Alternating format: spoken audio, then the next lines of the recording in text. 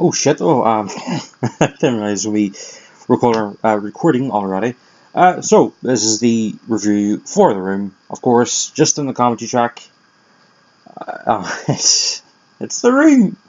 I just thought I'd do it to get out of the way, so that in the future, if if eventually people start watching what I do, they're not screaming out for me to do it. I've already done it, so push that in the back catalogue and get on with stuff. It's, I don't know, different.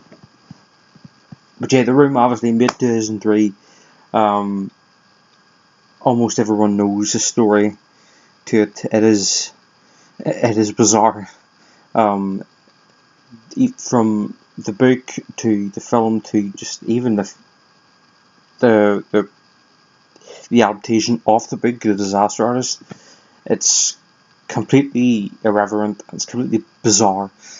Nothing can explain what went on in Tommy Wiseau's mind to the point in which he thought that, pardon noise, to the point which he thought that The Room was a high quality film and it's worthy of Oscars.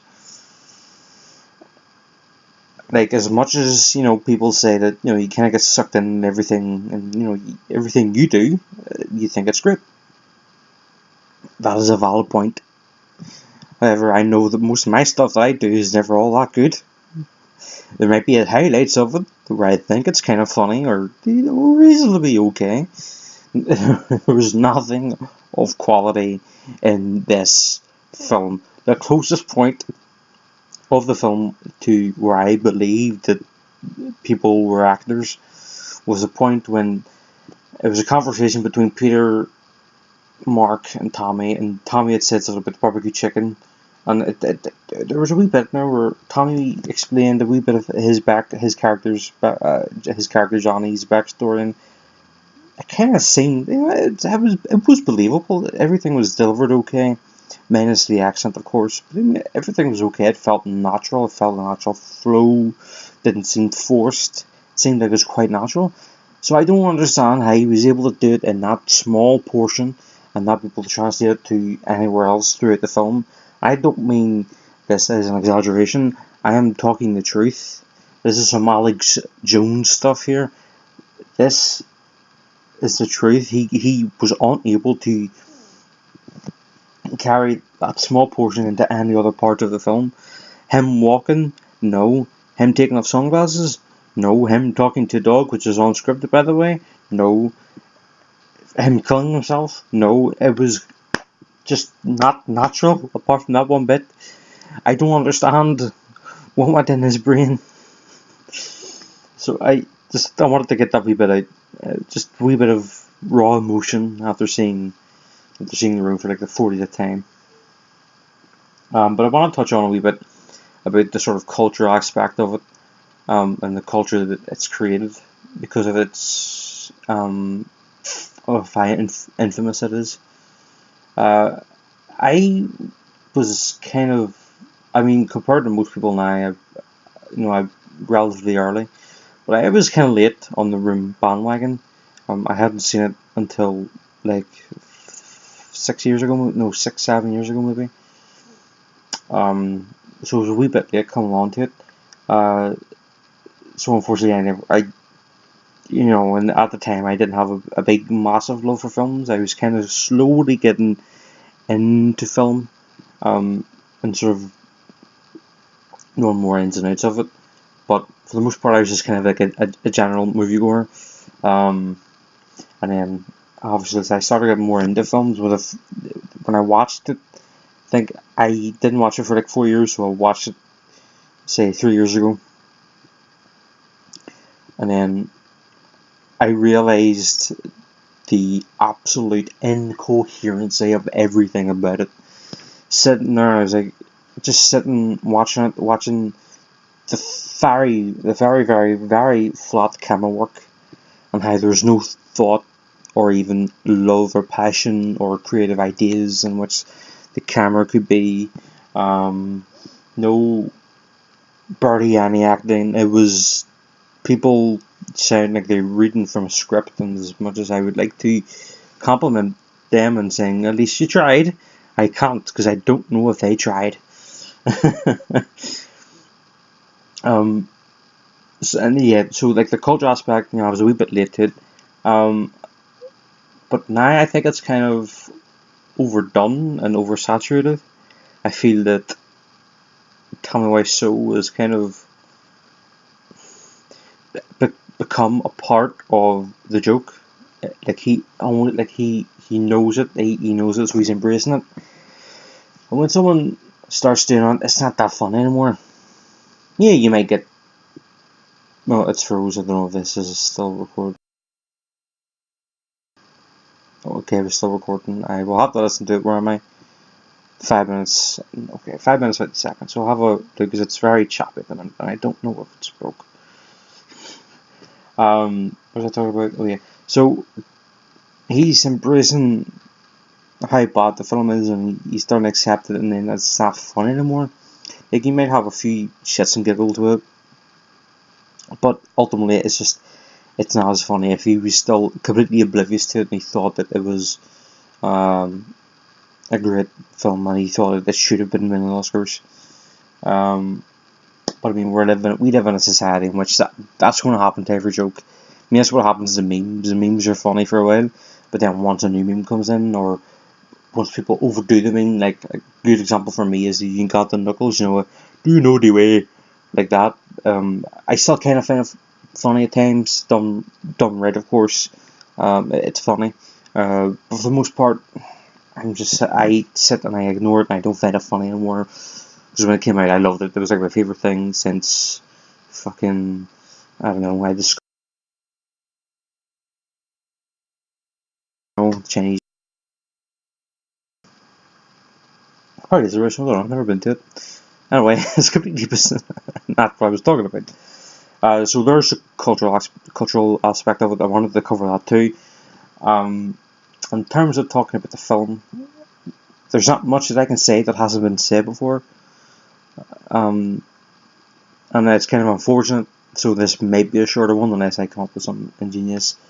But of course, if you're a first-time viewer of the film, you will have heard of it, and you should watch it, because I think even the most general, oblivious person who has an occasional interest in film would understand how fucking retarded everything is, and how it just makes no sense the way he wanted to do some things. Like, for example, he had two cameras, which is perfectly normal, but one was an HD camera, one was a digital camera. Usually when you're shooting a film, you would have the same ones, especially if they're your main cameras. So you might have a lot of HD films, or a lot cameras, so you might have, or a lot of digital cameras. You pick one, and you have smaller ones for some shots. The Hobbit, for example, used GoPro. I think it was the second one. I don't know. The second Hobbit film, when they're in a river and they're floating on barrels, that used a GoPro in that. So it's fine to use different cameras as long as it's done right and it makes sense. Because I don't think anyone would want to risk having a proper full-on,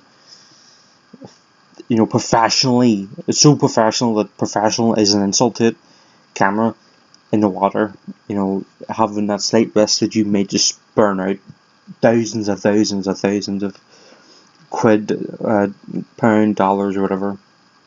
Even though they can afford it, it's just another piece of equipment that they've lost, and it's more money than the cost to make the film. But he used two main cameras, a digital and the HD, and for the most part you can notice the difference. But you don't, because of the acting, because of the script and everything else, you don't pay attention to it. And that is somehow the best part of the film. In terms of the technical aspect, that the cameras are actually pretty good. Nothing about the script is good. Nothing about the acting is good. Certainly not the acting. The editing is crap. There's a lot of pointless scenes. There's like there's 1, 2, 3, 4 or 5 love scenes between Lisa is in every single one of them, by the way, and I felt sorry for her. She was doing it like it was a proper job, and it's such a shame, you know. Lisa, played by Juliette Daniels, was in every single one of them. Two of them are with Tommy Wiseau's character Johnny, and the other three, or two or three, are with Greg Sestero, who plays Mark. And so she. By the way, I would like to point out that Lisa is meant to be 21, and she is 21. Sorry, she is 21, and Johnny is meant to be like 25, and they've been together for 7 years. You do the maths. It's not right. And Danny's meant to be 18, but he looks older because he is older. His hairline is like on par with mine. My hairline is not all that good. I'm only 21 and I'm losing it like I'm 40. So I mean that's all I can really say about it. So I'm trying to think of, like, I've talked about everything I've written down, so I've kind of just, it's just a mix of stuff really that I'm talking about. So I mean, like I said, there's not much more I can say about the film. Everything that has been said, everything that needs to be said has been said. In terms of the Disaster Artist film, it's an okay film. If it's considered to be really, James Franco said it. I said it in the commentary check, I think. James Franco wanted the film to be really close to the book, but yet, get this, Tommy Wiseau only agrees with 45% of Greg's book, but yet Tommy Wiseau agrees with 90% of the film Disaster Artist, which, again, do the maths, does not equal. It does not add up. It doesn't make, it makes no sense. So,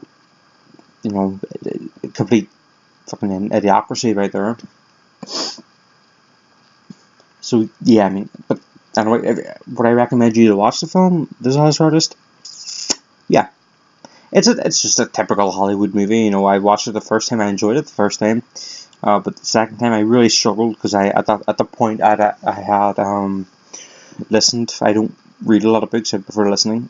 I listened to the whole audiobook of The Room, which is a good audiobook, by the way. So if you're into audiobooks, you can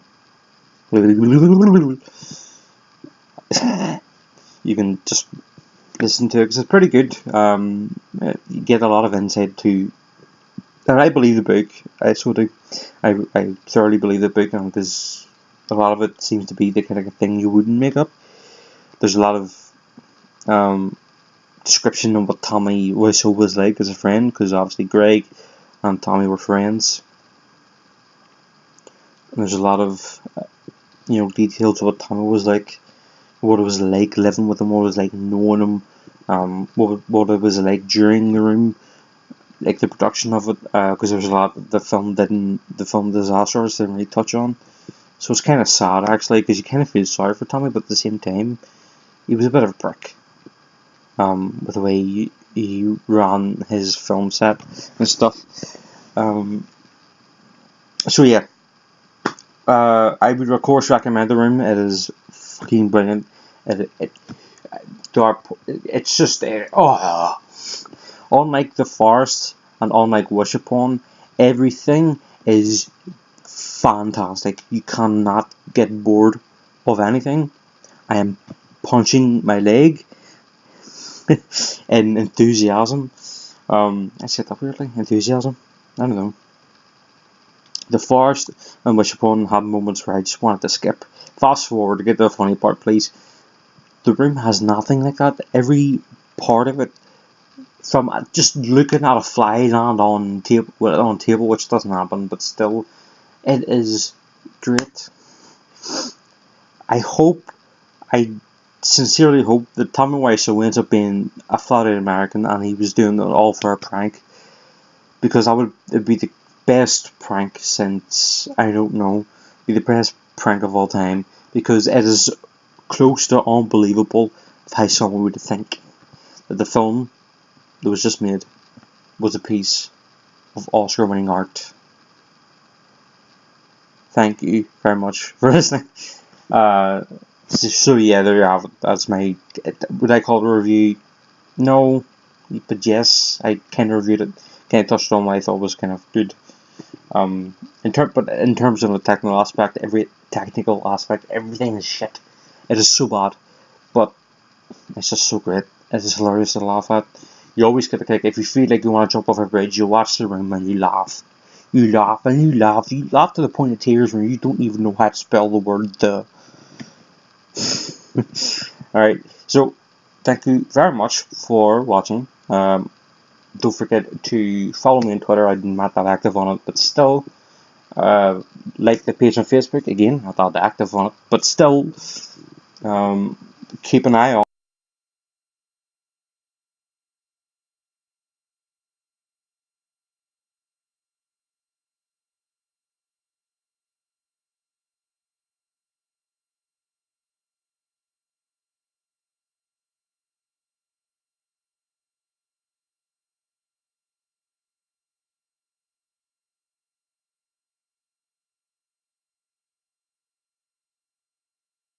on Friday to help you celebrate the weekend. So yeah, keep an eye on that. Subscribe for more reviews or editorials or whatever you want to call them. Just small sort of videos that, well, I call them more or less just not a song, audio things. I can't call them a video because there's no video. There's just a picture with a horrible photoshopped version of my face on a character or characters. Just you wait and see some of the absolute messes I have created. So yeah, subscribe to the channel. If you want to click the bell, you click the bell. I don't give a shit. Because you'll probably find it anyway. Because I like to think everyone pays attention to their sub box. They're like, oh wait, this guy hasn't uploaded, and check the fucking thing. You don't have to be a fucking genius. But yeah, thank you very much. If you have watched this or listened to it, don't forget to leave a like as well. And of course, if you comment you can leave a film that you recommend to me, because I will watch it. I will take it into consideration first before I go to watch it. Alright, so please comment, please like, and please subscribe. And I would say share, but you don't have to share. You don't have to do any of those things actually. You could just leave dislikes and say you're a fat mess. So thank you very much. I will be back probably next week. Or if I have an idea for a film or for a video, maybe before that. But I will definitely be here. We may at the same time, but I will be here next week. So, fuck you.